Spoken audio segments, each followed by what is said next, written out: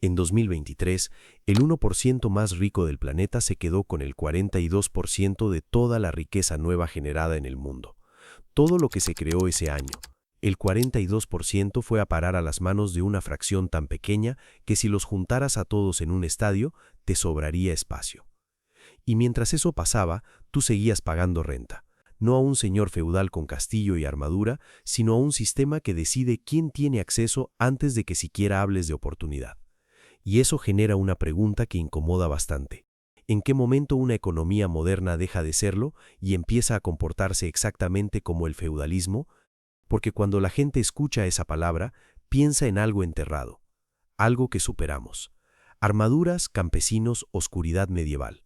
Pero el feudalismo no era sobre espadas, era sobre control de activos. El que controlaba la tierra, controlaba la vida. Sin tierra, podías ser honesto, trabajador, inteligente. No importaba, tus opciones estaban limitadas de antemano. Y eso, curiosamente, tiene un nombre muy moderno. La revolución industrial parecía haber roto esa lógica para siempre. Las fábricas reemplazaron los campos, los salarios reemplazaron las obligaciones. Y por primera vez en siglos podías generar ingresos sin ser dueño del activo que producía valor. No necesitabas tierra, necesitabas habilidades, no necesitabas herencia, necesitabas presentarte a trabajar. Eso fue real, eso construyó la clase media más grande que el mundo había visto. Entre 1945 y 1980, los salarios en Estados Unidos crecieron casi en paralelo con la productividad. Las casas eran alcanzables, el ahorro importaba. Si trabajabas duro, la vida mejoraba. No perfectamente, no para todos, pero la dirección era clara. La gente asumió que eso era el nuevo estado natural de las cosas. No lo era, era una excepción histórica. Y mientras duró, la propiedad nunca dejó de reconcentrarse. Solo lo hacía más despacio, más silenciosamente. Las fábricas se convirtieron en corporaciones, los bienes raíces en instrumentos financieros, la infraestructura en balances contables, sin banderas, sin declaraciones, solo incentivos moviéndose en una dirección.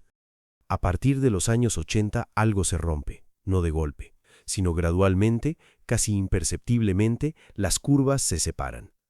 La productividad sigue subiendo, los salarios se estancan. Lo que cambió no fue el esfuerzo de los trabajadores, lo que cambió fue a quién le quedaba el excedente. Y el excedente empezó a fluir hacia los activos. La vivienda dejó de ser un lugar donde vivir y se convirtió en un vehículo de inversión. La educación dejó de ser preparación y se convirtió en deuda financiada por adelantado y repagada durante décadas. La salud, la energía, el transporte, todo empezó a comportarse igual. Los precios de entrada a una vida estable comenzaron a crecer más rápido de lo que cualquier salario podía seguir. Los números son bastante concretos.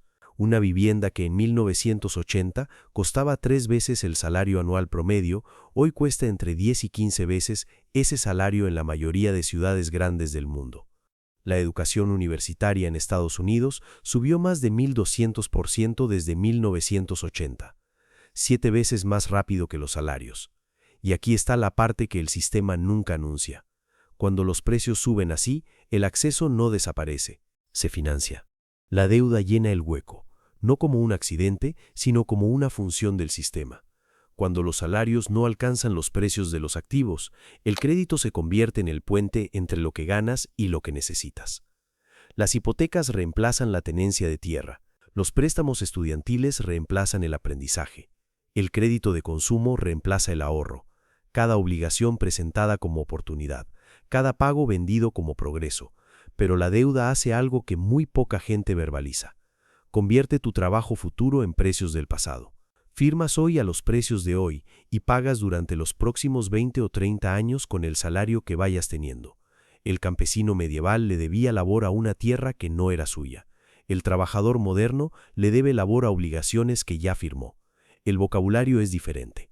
La gravedad es la misma.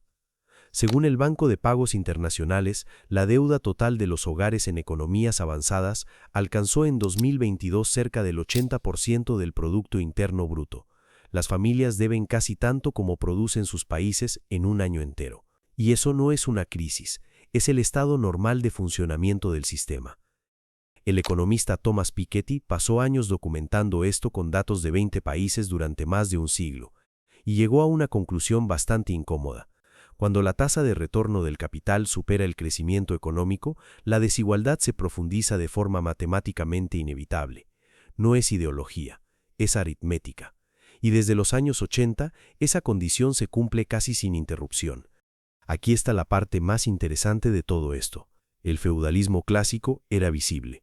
Sabías quién era el señor, sabías cuál era tu lugar, sabías qué debías. Era desigual y todo el mundo lo sabía. El sistema actual funciona de forma casi opuesta. Es desigual, pero se siente como libertad. Puedes vivir donde quieras, siempre que puedas pagar. Puedes moverte libremente, siempre que tu crédito lo permita.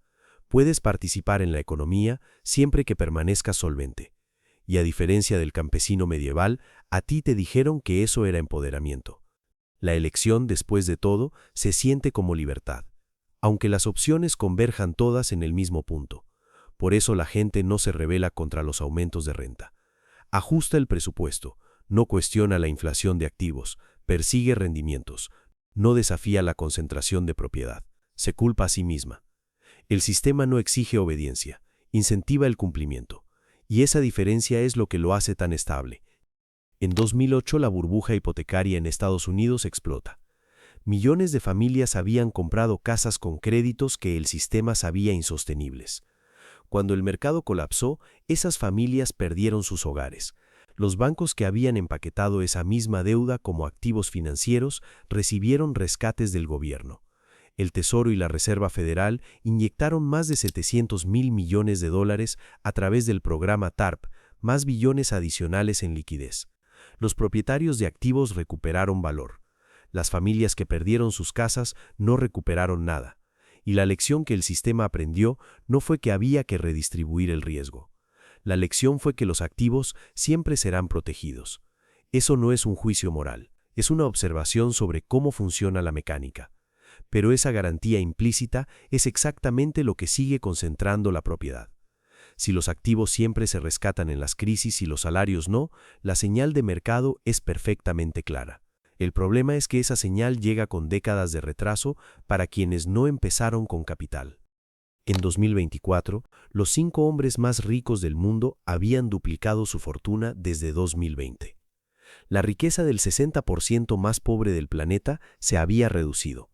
Esas dos cosas pasaron al mismo tiempo, en el mismo sistema, bajo las mismas reglas. La ansiedad económica que siente tanta gente hoy tiene una explicación estructural muy concreta. No están ansiosos porque sean irracionales o porque no trabajen suficiente. Están ansiosos porque la palanca se movió en su contra. Se sienten productivos pero precarios, empleados pero expuestos, libres pero dependientes de cosas que no poseen. Y ese es exactamente el punto. El feudalismo no se definía por la crueldad, se definía por la dependencia sin propiedad. El siervo medieval dependía de tierra que no poseía. El trabajador moderno depende de vivienda, plataformas, infraestructura y sistemas financieros que tampoco posee. Distintas herramientas. Misma lógica, y al igual que en el feudalismo, el sistema no necesita ser malicioso para ser estable. Solo necesita ser aceptado. El feudalismo clásico no colapsó cuando la gente se dio cuenta de que era injusto. Colapsó cuando surgieron alternativas que redistribuyeron la propiedad lo suficiente como para hacer innecesaria la dependencia. Terminó cuando la propiedad se amplió, y volvió cuando la propiedad se contrajo de nuevo. Distinto siglo. Mismo mecanismo. Soy José, y esto es Historia del Poder Financiero. Si te preguntas por qué trabajas más que tus padres, pero tienes menos estabilidad que ellos, la respuesta no está en tu esfuerzo. Está en quién es dueño de los activos que necesitas para vivir. Y esa respuesta no ha cambiado en 800 años.